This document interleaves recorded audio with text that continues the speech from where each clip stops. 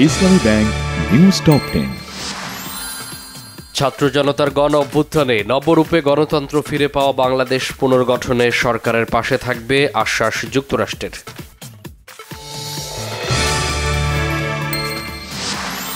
রাজনীতিতে হস্তক্ষেপ নয়, অন্তর্বর্তী সরকারকে সমর্থনের অঙ্গীকার সেনাপ্রধান ওয়াকারুজ্জামানের। রয়টার্সকে সাক্ষাৎকার।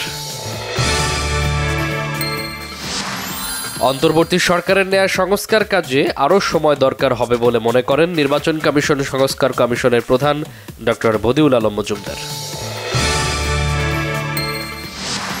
বিএনপি নেতাদের সাথে দক্ষিণ কোরিয়ার রাষ্ট্রদূতের বৈঠক, দ্বিপক্ষীয় বিভিন্ন বিষয়ে আলোচনা। ছাত্র জনতার আন্দোলনে হত্যা মামলায় সাবেক শিল্পমন্ত্রী নুরুল মজিদ মাহমুদ গুলশান থেকে গ্রেফতার। পোশাক শ্রমিকদের 18 দফা মেনে সমঝোতা স্মারক সই, হাজিরা বোনাস ও টিফিনের টাকা বাড়ছে। ঋণ সহায়তা পেতে আইএমএফ এর শর্ত পূরণে বাংলাদেশ সঠিক পথে থাকলেও বৈদেশিক মুদ্রা রিজার্ভ নিয়ে সন্তুষ্ট নয় সংস্থাটি।